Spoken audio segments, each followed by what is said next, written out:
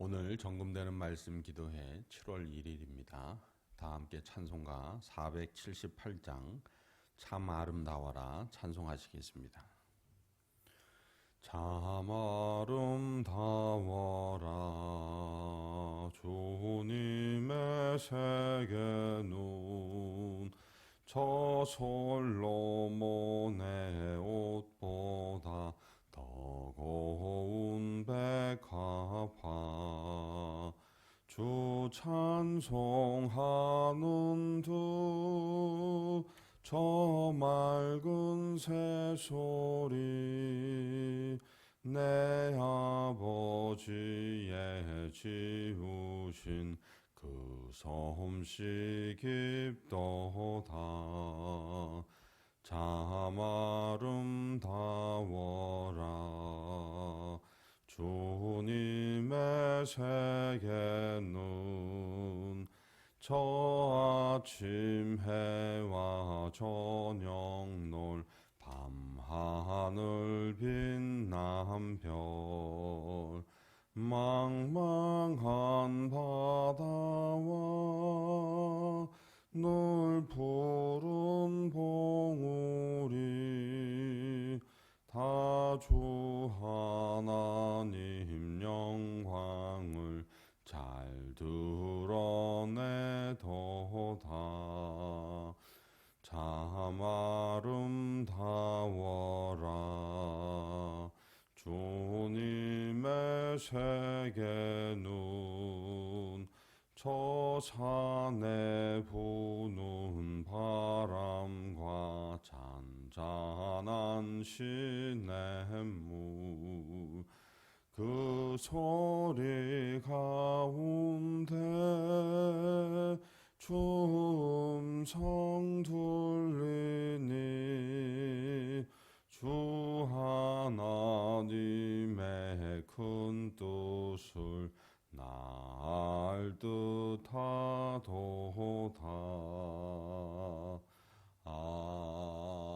아멘.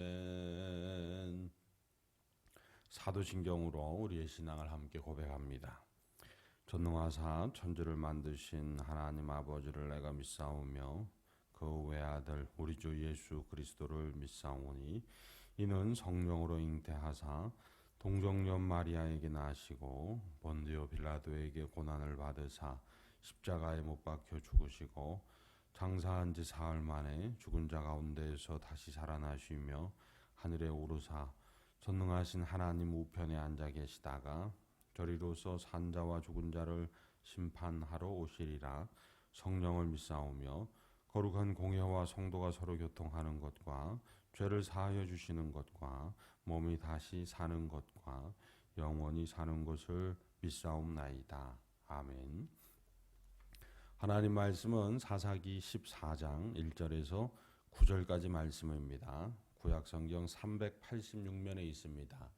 사사기 14장 1절에서 9절까지 말씀 함께 봉독합니다.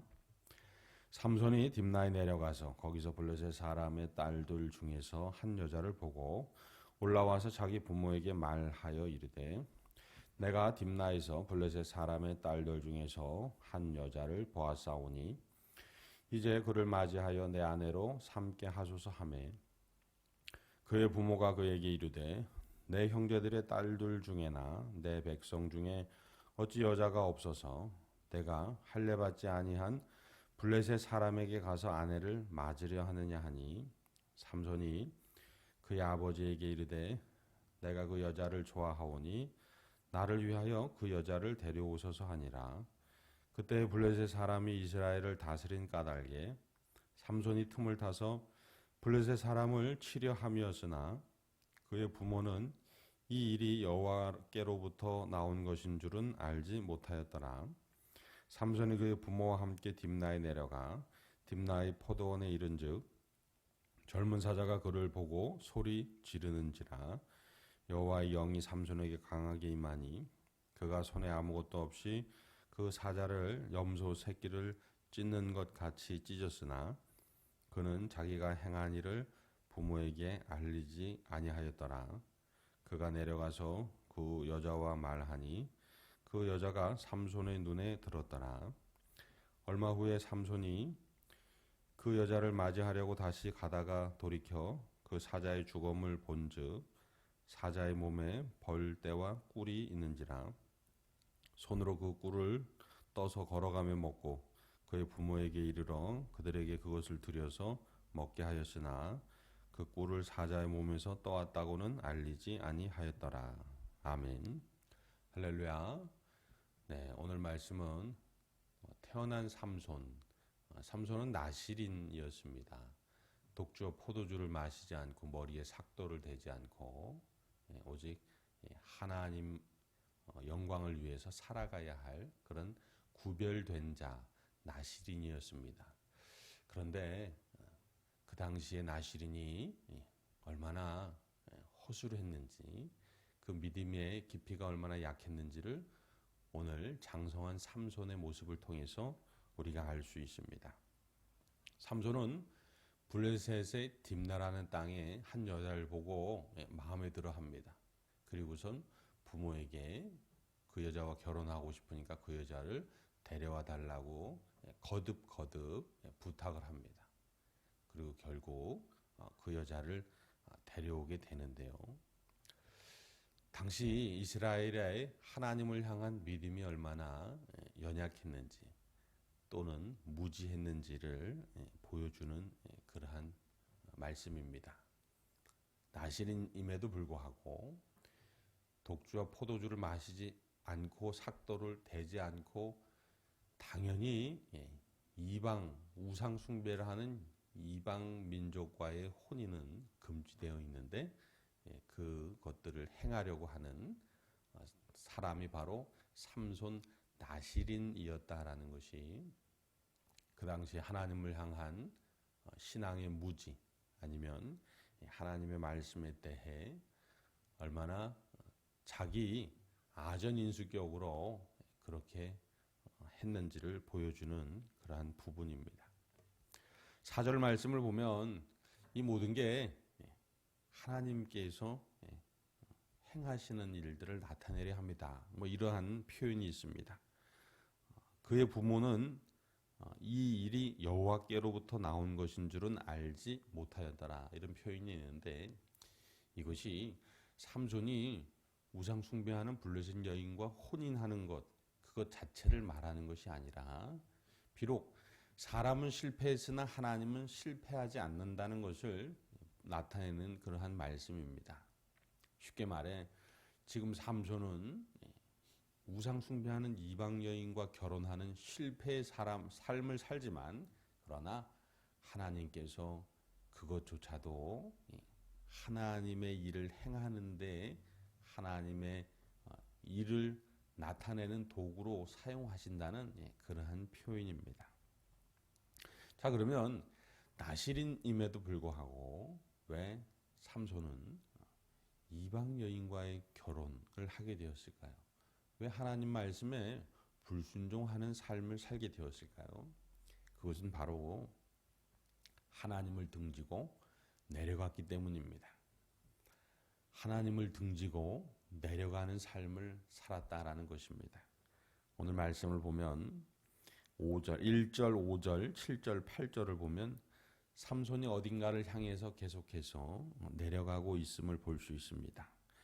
1절과 7절에 삼손이 블레셋의 딸, 블레셋 사람들의 딸 또한 그 여자가 삼손의 눈에 들었더라. 즉 그가 내려간 곳은 이생의 정욕이 있는 곳이었습니다. 그리고 5절 말씀을 보면 젊은 사자가 부르짖었다, 울부짖었다라는 그런 표현이 나오죠. 젊은 사자가 있는 곳이었습니다. 삼손이 내려간 곳, 그곳은 하나님의 사람을 위협할 수 있는 그런 영적인 위험이 도사린 곳이었습니다.